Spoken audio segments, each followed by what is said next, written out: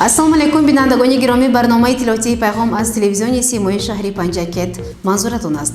дар студия бо шумо муҳиниса Атамуллоева ва коргардон Исмоилҷон Холов мебошем. Инак дар барномаи мо тамошо кунед.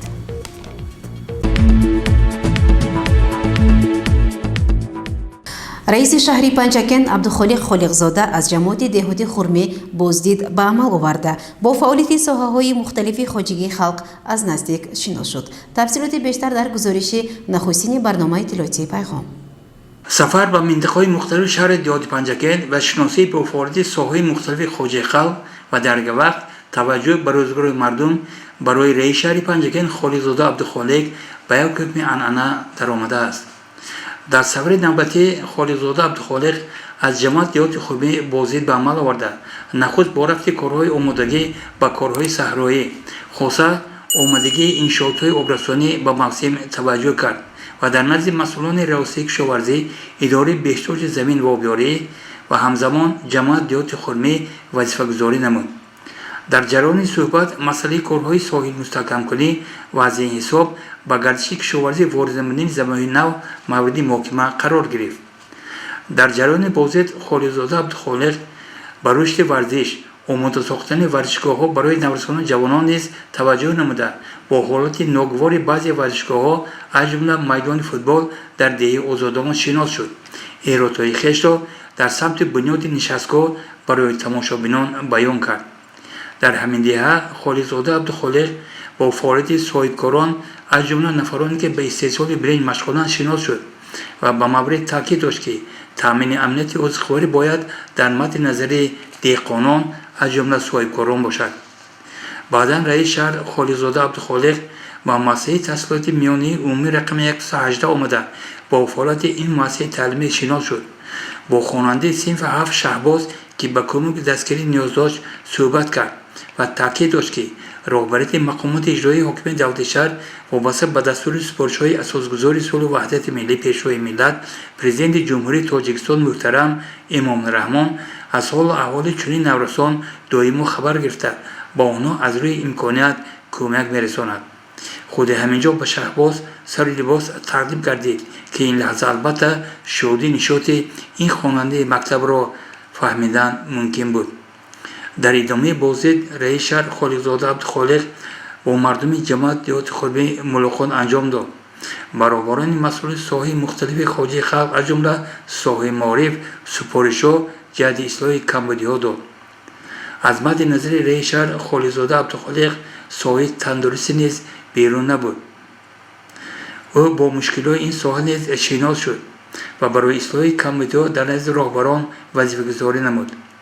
дар анҷоми сафар раиси шаҳр Холиқзода Абдухолиқ якҷо бо масъулони соҳаи кишоварзӣ ба масъалаи омодагии техникаи кишоварзӣ ба мавсим таваҷҷӯҳ намуда дар маросими ба хатти тайёр гузоштаи техника шинос шуд ва изҳор дошт ки имрӯз ибораҳои техника мададкори деҳқон ва як рӯзи баҳор пуркунанд анбор бояд ҳамеша дар мадди назари деҳқонон қарор дошта бошад.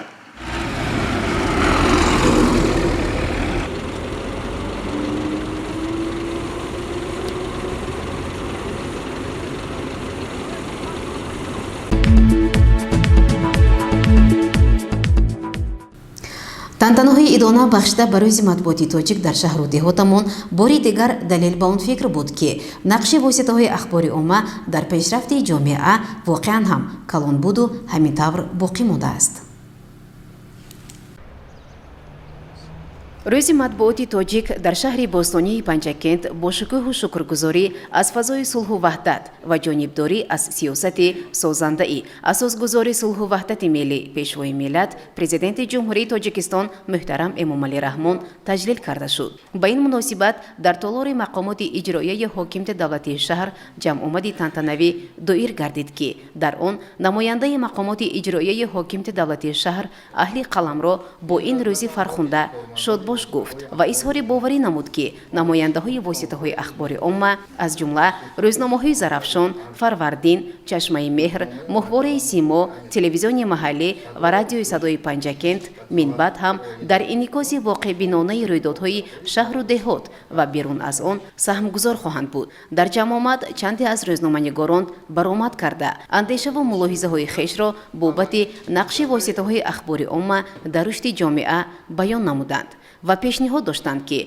آزمون وادی زرنیسار که همساله بخشیده به روز چاپ نخستین روزنامه تاجیکی بخارای شریف گذرانیده میشد از نو راه اندازی کرده شود.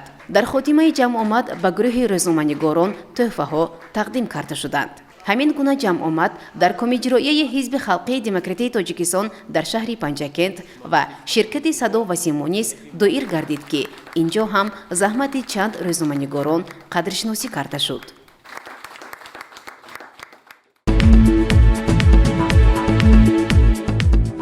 برنامه را ادامه می‌دهیم. جلسه شورای سابقه‌داران جنگ و مهنت محله عزیزآباد برگزار شد و در آن چند مسئله مورد محاکمه قرار گرفت. تفصیلات بیشتر در گزارش دیگری برنامه. جلسه حساباتی انتخاباتی شورای سابقه‌داران محله عزیزآباد در بنای مؤسسه تحصیلات میانی عمومی رقمی 34 برگزار گردید که آن را رئیس شورای سابقه‌داران جنگ و مهنتی شهر عبدالقادر رضاییف افتتاح نمود. بعدا رئیس شورای سابقه‌داران محله عزیزآباد حبیبه شریف و عاید به فعالیت در دوره حساباتی برآمد کرد. در محاکمه معروضه سابقه‌داران محله اکمل خوجامов، بابایف давron، چیخов سخنبек، مالایف ظفر، شادیف سلطانبек، میرزایف مولان، خالبای و منیره برآمد کرده اندیشه های خود را عاید به پیام اساسگزار صلح و وحدت ملی پیشوای ملت پرزیدنت جمهوری تاجیکستان جناب عالی محترم امامعلی رحمان بیان داشته از ساکنان دعوت به عمل آوردند که در تشویق و ترغیب این پیام سرنوشت‌ساز در بین اهالی سهمگذار باشند.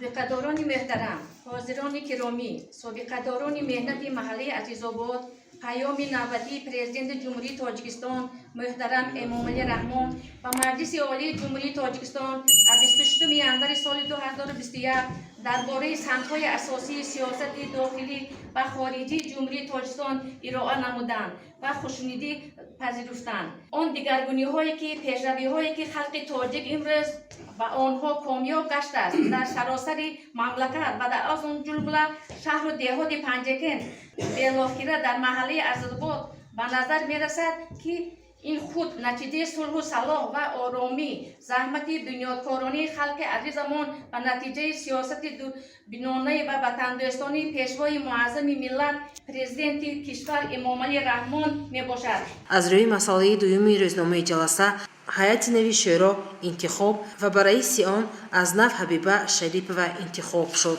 در خاتمه به کنفرانسی هشتم سابقه‌داران جنگ و مهنتی شهر 2 نفر وکیل انتخاب کرده شد. گزارش دلشاده حلیمова. جلسه دومی شورای هماهنگسازی ساحه سیاحی در نزد مقامات اجرایی محلی حاکمیت دولتی در شهر پنجکent دایر گردید. گزارش خبرنگاران ما در این موضوع آماده شده است. در جلسه دومی شورای هماهنگسازی ساحه سیاحی معاون یکم رئیس شهر پنجکent محمد صادق سفرزاده اعضایان شورا نماینده‌های شرکت‌های سیاحی اشتراک داشتند. روزنامه جلسه شورا مسائل زیرین را فراگیر بود. فعالیت بخش رشد سیاحی مقامات اجرایی محلی حاکمیت دولتی شهر پنجکent در سال 2020 رشد سیاحی در شهر، مشکل‌ها، راه‌های برطرف نمودن آنها، رفت اجرای مقررات پروتکل جلسه یکم شورای هماهنگسازی ساحه سیاحی در نزد مقامات اجرایی محلی حاکمیت دولتی شهر پنجکent. جلسه دوم شورای هماهنگسازی ساحه سیاحی را معاون یکم رئیس شهر پنجکent محمد صادق سفرزاده حسنی آغاز بخشیده از توجه اساسگزار صلح و وحدت پیشوای ملت پرزیدنت جمهوری تاجیکستان امامعلی رحمان به ساحه سیاحی، رشد ساحه و تطبیق ثمرناک برنامه رشد سیاحی برای سالهای 2018-2020 سخن کرد. سپس از روی مسئله یکم روزنامه جلسه شورا مدیر بخش رشد سیاحی محمد عزیز بابا میرزایف برآمد کرده درباره فعالیت بخش در سال 2020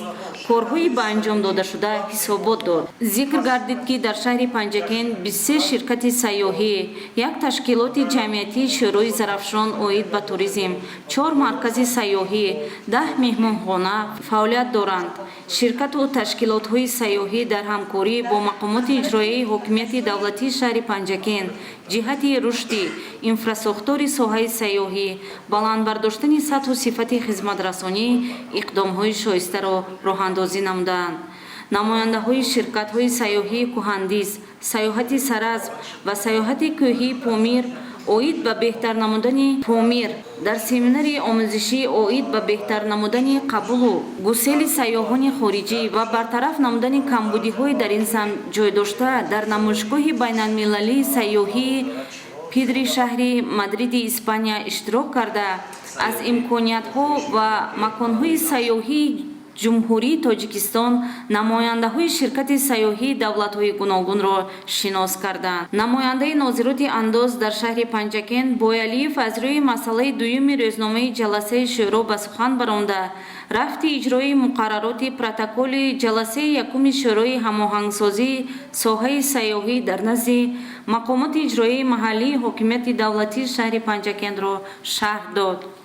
طبق حسابات پیشنهاد کرده معاون سردار ریاست اجنسی آمار پرزیدنت جمهوری تاجیکستان، اجنسی آمار نزد پرزیدنت جمهوری تاجیکستان در شهر پنجکند شادی و فضالت معلوم شد که سال 2020 439 نفر سیاحان به شهر پنجکند تشریف آورده با شرایط‌های مساعد خدمت‌رسانی از طرف شرکت و تشکیلات‌های سیاحی برخوردار گردیدند. همزمان اعضایان شورای هماهنگسازی ساحه سیاحی در جلسه دوم شورا به سخن برآمده از چاره‌بینی‌های دایر گردیده جهت رشد ساحه و کمبودی‌های جای داشته حرف زدند. جلسه دوم شورای هماهنگسازی ساحه سیاحی در نزد مقامات اجرایی حاکمیت دولتی شهر پنجکند را معاون یکم رئیس شهر پنجکند محمد صادر سفرزاده حسنی انجام بخشید.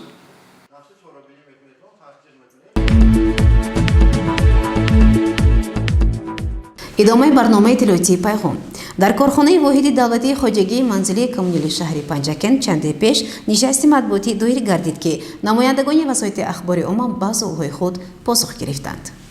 дар нишасти матбуотӣ намояндаи мақомоти иҷроии ҳокимияти давлатии шаҳри Панҷакент Муродова, намояндаҳои воситаҳои ахбори умма ва роҳбарони муассисаҳои хизматрасони тобеи корхонаи воҳиди давлатии хоҷагии манзилии коммуналӣ иштирок доштанд.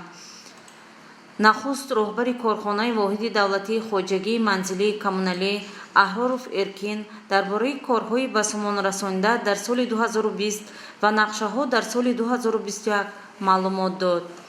зикр шуд, ки ҳаҷми нишондиҳандаҳои ҷамъбасти молиявӣ дар соли 2020 дар самти тозагии ободонӣ, кабудизоркунӣ, чароғонкунӣ, тозагии санитарӣ мувофиқи нақша 100% корҳо иҷро гардиданд. нақшаи бардоштани партовҳои сахти маишӣ аз ҳисоби хоҷагӣ 90% иҷро шудааст.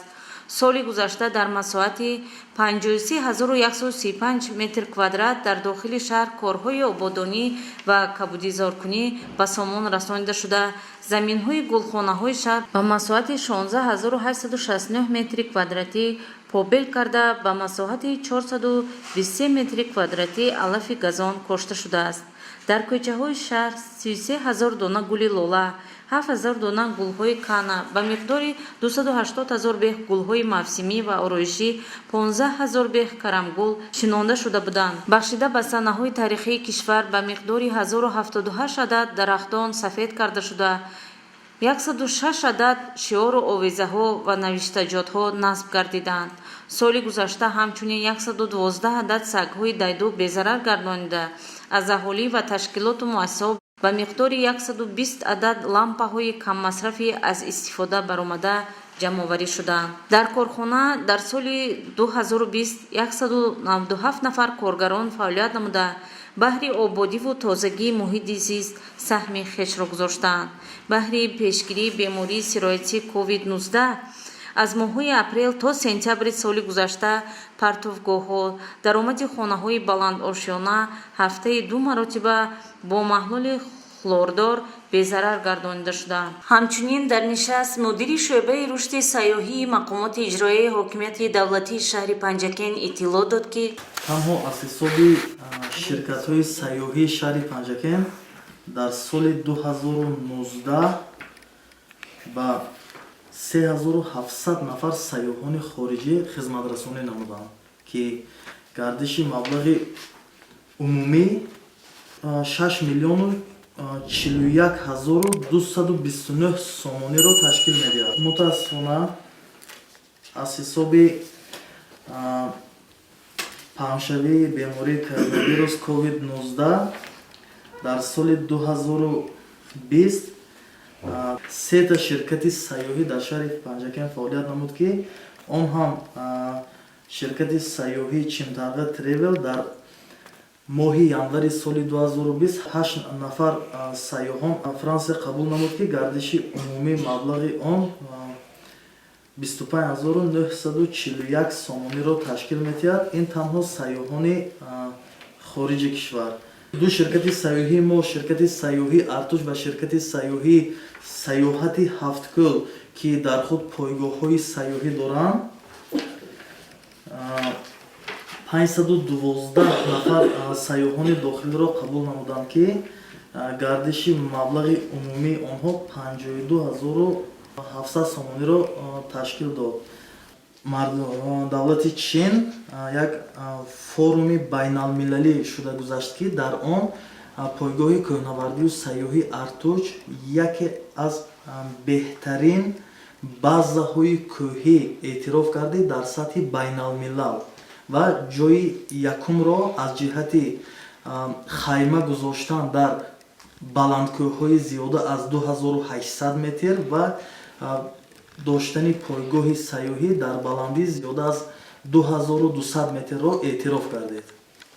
ҳамзамон дар нишасти матбуотӣ роҳбарони муассисаҳои хизматрасонӣ маълумот доданд ки маҳаллаи Деваштич пешина вардакон мегуфтам зиёда аз 30 сол мумкин 35 сол ҷо бошад истифодаи оби нӯшокӣ танқисим мекашиданд, чоҳи амодӣ доштанд, кор мекард намекард, обои шӯру ҳамча обо мебаромад. мушкилотро бартараф кардем ки ҳамин зиёда аз 750 хоҷагӣ бо оби нӯшокӣ тоза таъмин шуданд. бисёр мардумаш розӣ, бисёр мардумаш. дар нишаст гуфта шуд ки барои таъмини аҳолӣ бо оби ошомиданӣ бошад лоиҳаҳои инвеститсионӣ омода шудаанд. лоиҳаи давлатии сармоягузории барқарорсозии системаи обтаъминкунии шаҳрҳои шимоли Тоҷикистон 2 амалӣ шуда истодааст ки ин иқдом имкон медиҳад аҳолии шаҳру деҳоти Панҷакен бо оби ошомиданӣ пурра таъмин гарданд.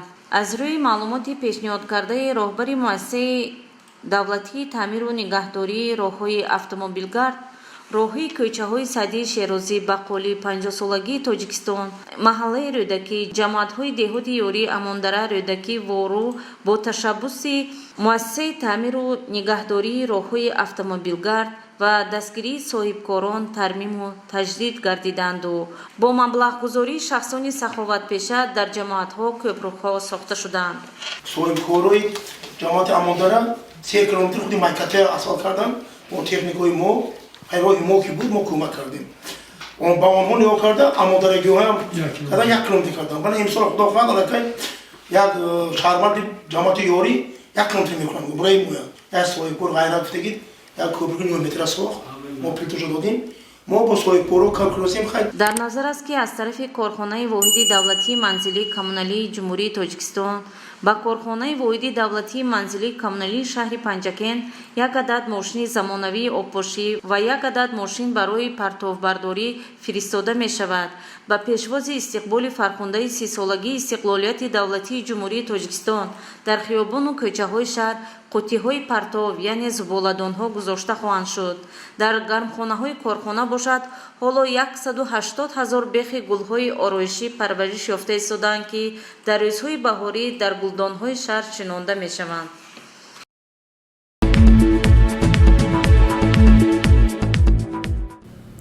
маъмурият ташкилоти иттифоқи касаба ва кулли устодони мактаби санъати шаҳри панҷакент ба раиси ташкилоти иттифоқи касаба Анна Алексеева нисбати вафоти шавҳараш ҳамдардӣ баён менамоянд.